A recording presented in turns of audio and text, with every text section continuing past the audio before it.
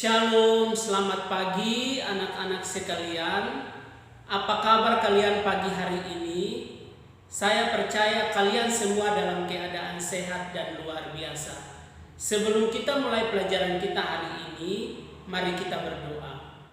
Tuhan Yesus, terima kasih untuk hari ini. Kami mau belajar, Tuhan memberkati, memberi hikmat dan memimpin kami dari awal, pertengahan sampai akhir. Dalam nama Tuhan Yesus kami berdoa. Amin. Semuanya bangkit berdiri sebelum kita masuk dalam materi kita hari ini. Kita akan bersama-sama menyanyikan lagu Indonesia Raya. Baik anak-anak sekalian, kita akan langsung saja masuk dalam pelajaran kita pada hari ini. Khususnya pada hari ini kita akan belajar tentang semangat kekeluargaan dan gotong royong. Semangat kekeluargaan dan gotong royong. Anak-anak, tentu kalian masih ingat apa itu gotong royong, dan saya berharap kalian masih ingat arti dari gotong royong itu sendiri.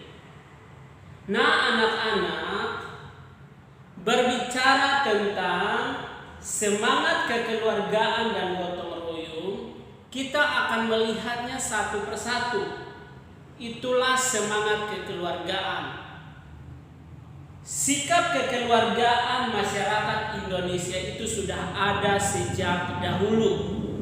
Jadi sikap kekeluargaan yang ada di masyarakat Indonesia itu bukan baru diadakan, tapi itu sudah ada sejak dahulu. Nenek moyang bangsa kita itu ada, maka terciptalah sikap kekeluargaan itu. Nah, berbicara tentang kekeluargaan, kita mau melihat kira-kira di dalam kekeluargaan itu sikap apa saja yang diterapkan di dalam kekeluargaan yang dibangun oleh masyarakat Indonesia. Nah, di dalam kekeluargaan itu ada sikap-sikap, antara lain yang pertama sikap saling memiliki. Saling memiliki satu dengan yang lain. Artinya apa? Menganggap orang lain dia adalah bagian kita. Menganggap orang-orang yang ada di sekitar kita adalah bagian hidup kita. Demikian juga orang lain akan menganggap kita adalah bagian dari hidup mereka. Jadi saling memiliki. Itu yang pertama. Lalu yang kedua adalah saling menyayangi. Jadi menyayangi itu tidak hanya kepada anggota keluarga, tapi kita menyayangi siapa saja orang-orang yang ada di sekitar kita, masyarakat lainnya. Karena itu akan meningkatkan sikap kekeluargaan itu semakin erat, semakin kuat, semakin kokoh. Lalu yang ketiga adalah saling melindungi antar warga masyarakat. Jadi saling melindungi satu dengan yang lain, melindungi orang-orang yang ada di sekitar. Demikian juga kita akan dilindungi oleh orang-orang yang ada di sekitar. Kenapa demikian? Karena ingat, kita adalah bersaudara di dalam bangsa Indonesia. Kita adalah keluarga, maka harus saling menyayangi atau mengasihi satu dengan yang lain.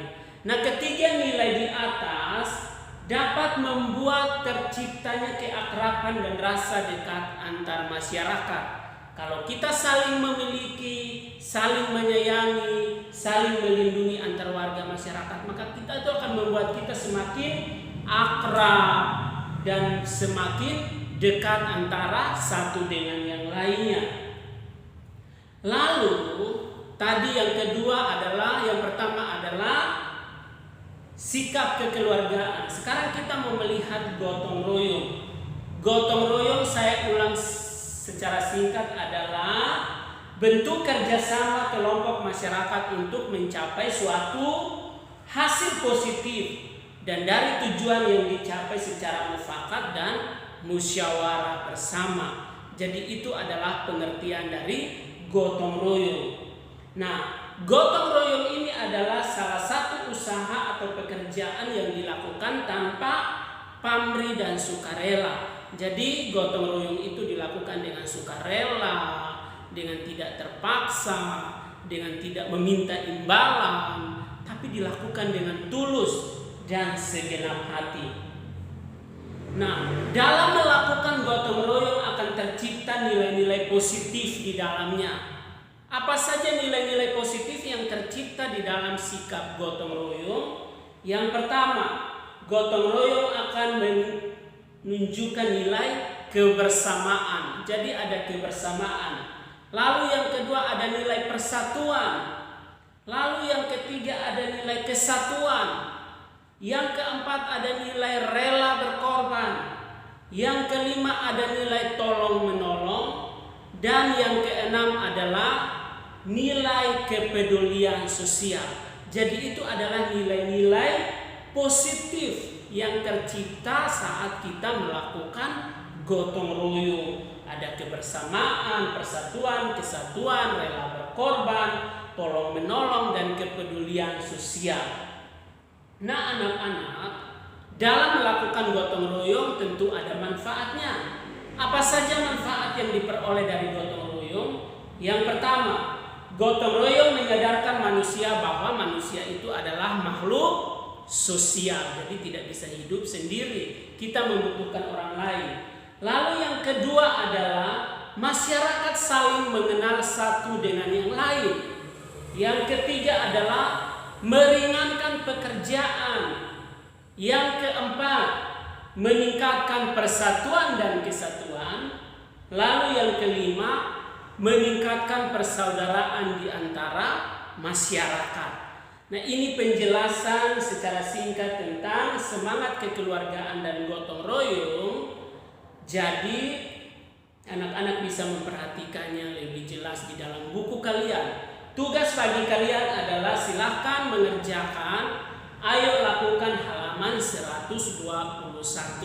Selamat mengerjakan tugasnya dan ingat harus dikumpul. Tuhan Yesus memberkati.